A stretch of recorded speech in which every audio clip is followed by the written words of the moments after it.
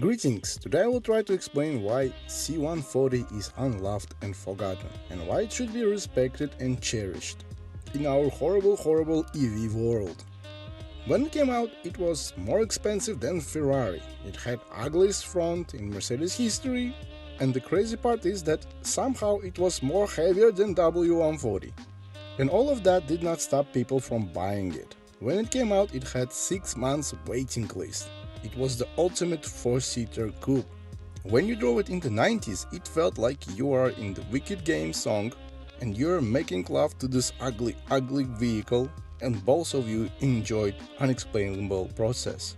When you drove this car, people look at you and thought, he has money, or she has money, or that person is the richest person right now in 1 kilometer radius.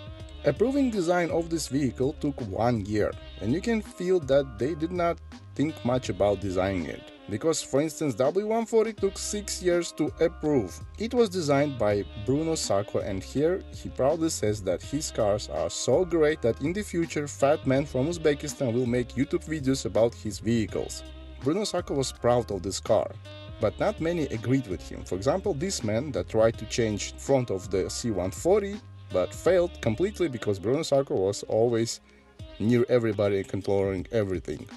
And now we have this strange look. For me, this car is not shock like W140, but I do respect this vehicle a lot. Production of this car was more complicated than sending human being to the moon. It had all the W140 features: soft closed doors, thick real leather, real wood, great audio system, and most important feature that it had, that it felt like a tank. And somehow when you drove it, this car felt more luxurious than W140.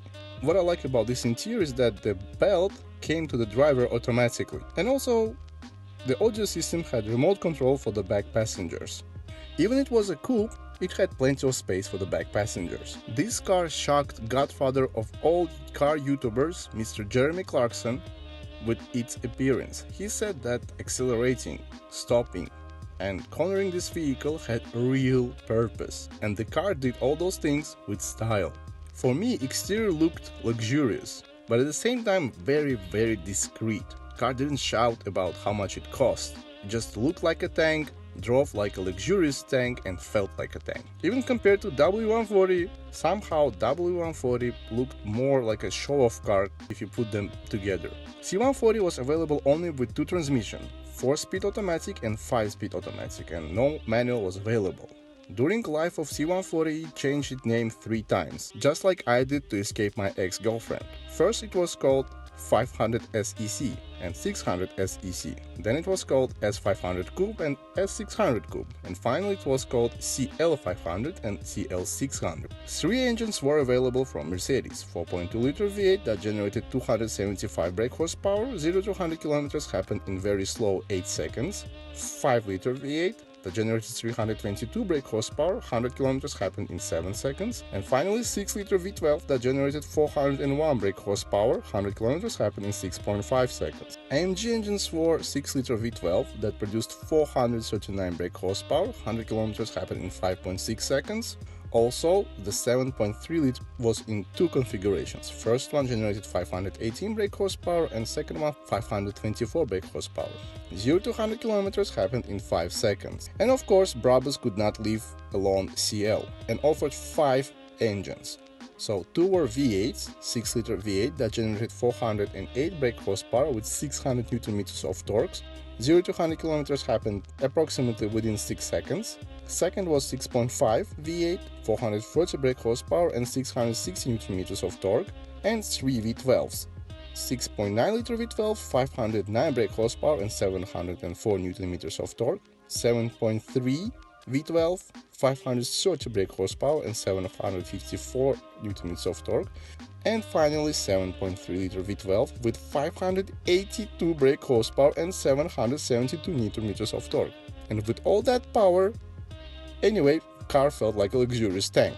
It was as soft as W140. Some even claim that it was even softer than W140. And I'm sure that time will come when people will pay crazy amount of money for these vehicles, just like they do today for W140 on Japanese auctions, in Russia and every country that appreciate W140.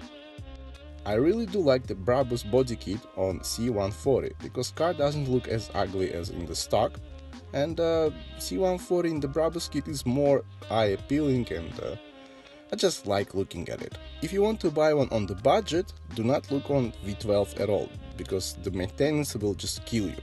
V8s are less expensive to own, and do not forget some models are more than 30 years old, so be ready to spend some money anyway, because unexpected surprise with these cars will come.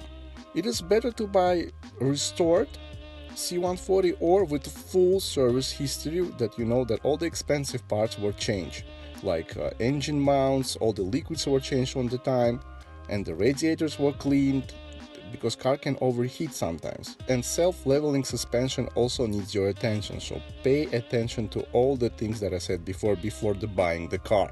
This car will make you feel happy, but if you have unlimited budget, of course buy the V12, because this car with V12 engine is just perfect combination.